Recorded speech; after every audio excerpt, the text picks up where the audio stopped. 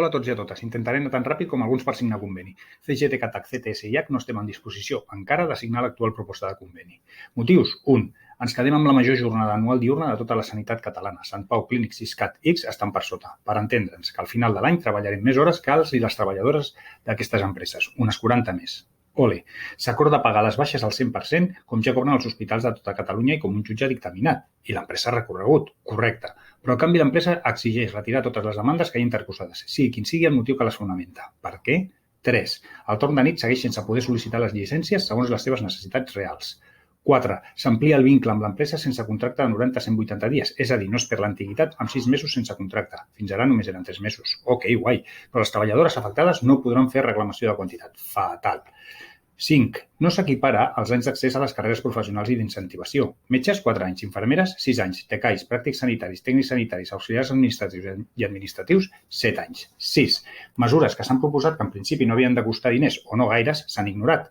Millorar la situació de treballadors amb incapacitats reconegudes i protegir a les que els hi ha sigut denegada aquesta incapacitat. Garantir per conveni contractes estables de cara al futur. Millores socials en general.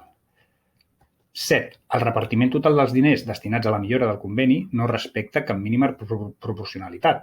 Del total dels diners que van destinats a mesures específiques per cada categoria, el 60% és per infermeres, el 40% restant a repartir per la resta de categories. Les infermeres són molt importants, sí, però la resta de categories també.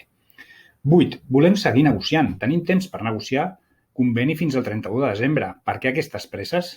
Potser és perquè també s'està negociant el conveni Siscat i l'empresa té por que s'arribi a signar millores considerables i de no haver tancat un acord haver d'assumir, doncs, també mesures similars? Pot ser. En definitiva i en general, considerem que calen més recursos destinats a les treballadores i menys a inversions i que estiguin repartits de manera més proporcional. Ha sigut l'any de les treballadores, tothom ho ha dit, tothom reconeix que són fonamentals. Ningú, però, posa els mitjans econòmics necessaris per evitar que només quedin paraules buides i hipòcrites. Mentrestant, 21 directius i 21 emèrits s'embutxaquen uns 4 milions d'euros anuals.